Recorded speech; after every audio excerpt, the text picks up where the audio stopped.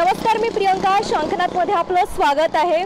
माणसाला दोन गोष्टी हुशार बनवत असतात, एकतर वाचलेली पुस्तकं आणि भेटलेली माणसं. ज्यांनी आपल्या व्यक्तिमत्वाचा पाया रचला, ज्यांनी आपल्या सर्वांच्या व्यक्तिमत्वाचं प्रतिभेला सोनकळत चढविलं, त्या पुस्तकांचं ऋण व्यक्त करण्याचा आजचा हा दिवस. आता आपण सीताबर्डी स्ट्रीट 0 माईल जवळील जुन्या पुस्तकांचं मार्केट इथे आलेलो आहोत. आपण बघू शकता या ठिकाणी अनेक पुस्तकं आपल्याला बघायला मिळतील.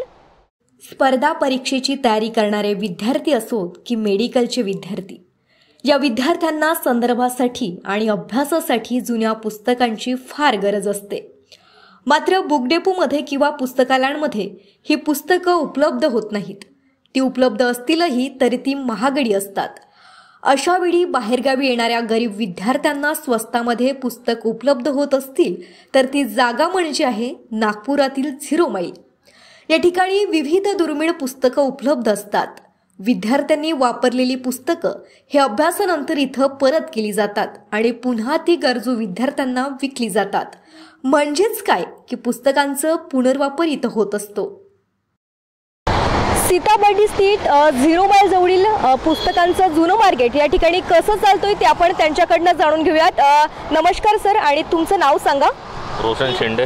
अच्छा, मला सांगा की किती वर्षापासून आपण या ठिकाणी मार्केट करते आहात? जवळपास 30 वर्ष झाले. 30 वर्षापासून या ठिकाणी पुस्तकं दिसत आहेत. ही पुस्तकं कुठून येतात तुमच्याकडे? स्टुडंट इथंच आणतात विकायला. स्टुडंटकडनंच घेतो सेकंड हँडमध्ये, आणि काही बाहेरून पण येते माल, आणि ज्यांचं झालेलं आहे काम ते इथं विकतात. 0 माईल जवळील शिक्षण उपसंचालक कार्यालयाला लागून असलेल्या फुटपाथवर गेल्या अनेक वर्षांपासून हे खुले पुस्तकालय आहे. यास 100 वर्षाचा इतिहास आहे. मध्य भारतातील सर्वात मोठं पुस्तकालय म्हणून ओळखलं जाणाऱ्या या ठिकाणाहून मध्य प्रदेश, छत्तीसगडहून खरेदीसाठी लोक येतात.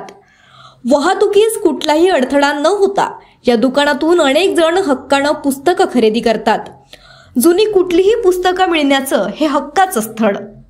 मला सांगा की जी मार्केटमध्ये प्राइस आहे पुस्तकांची, आणि या ठिकाणी जे तुम्ही पुस्तकांची प्राइस ठेवलेली आहे ती किती मध्ये आहे आणि किती प्रतिशत कमी देते आहात तुम्ही? आमच्याकडे 50% विकतो आम्ही, अर्ध्या किमतीत. बाजारातील कुठल्याही दुकानात सापडत नाहीत ते पुस्तकं इथं हमखास सापडतात. शिवाय दुकानात पुस्तकावर मुद्रित किंमत आकारली जातं. मात्र इथं पुस्तकांच्या किमतीवरही भाव होतो. सोबतच जुनं पुस्तक विक्रीसोबतच खरेदीचं मोठं पुस्तकालय म्हणूनही ओळख आहे. अशामुळे विदर्भासाठी नव्हे तर मध्य भारतासाठीची ही एक चालती बोलती अभ्यास चळवळ आहे. या पुस्तकालयाची विशेषता म्हणजे दुर्मिळ असं पुस्तक शोधलं तर हमखास सापडतं. सर्व दुकाने शोधून थकलेलं अनेक जण या पुस्तकालयात येतात. येथील सर्व दुकानं पालथी घालता घालता त्यांना हवं असलेलं पुस्तक सापडतेच. अनेक जण दुकानात जाण्याऐवजी या जुन्या पुस्तकांच्या दुकानातच येणं पसंत करतात. या पुस्तकालयात जुना इतिहास आहे. केवळ नागपूरकरच नव्हे तर आसपासच्या राज्यातील अनेक जण पुस्तक खरेदी करायला येतात. जी पुस्तकं दुकानात सापडत नाही ती इथं सापडतात. पुस्तक दिनाच्या निमित्तानं आमच्या प्रेक्षकांना आपण काय सांगाल? आमच्या मार्केटमध्ये या इथं स्वस्त दरात पुस्तक आहे, आणि जे पुस्तकं तुम्हाला पूर्ण नागपूरला नाही मिळतील ते इथं अवेलेबल होईल.